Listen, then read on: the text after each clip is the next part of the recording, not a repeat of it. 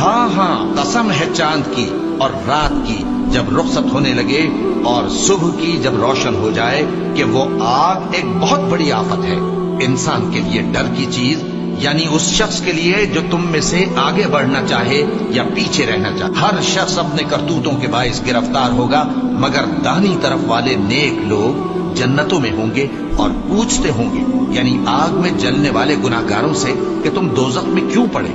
وہ جواب دیں گے کہ ہم نمازیوں میں شامل نہ ہوئے اور نہ ہم فقیروں کو کھانا کھلاتے تھے اور ہم بحث کرنے والوں کے ساتھ مل کر بحث کرتے تھے اور روز جزا کو جھٹلاتے تھے یہاں تک کہ ہمیں موت آ گئی۔ تو سفارش کرنے والوں کی سفارش ان کے حق میں کچھ فائدہ نہ دے گی۔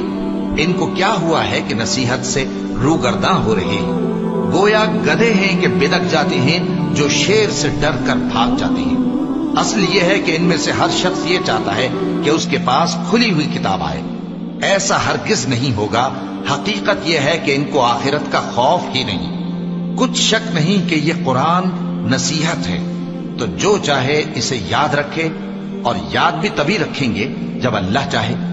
وہی اس لائق ہے کہ اس سے ڈرا جائے اور وہی معاف کرنے والا ہے۔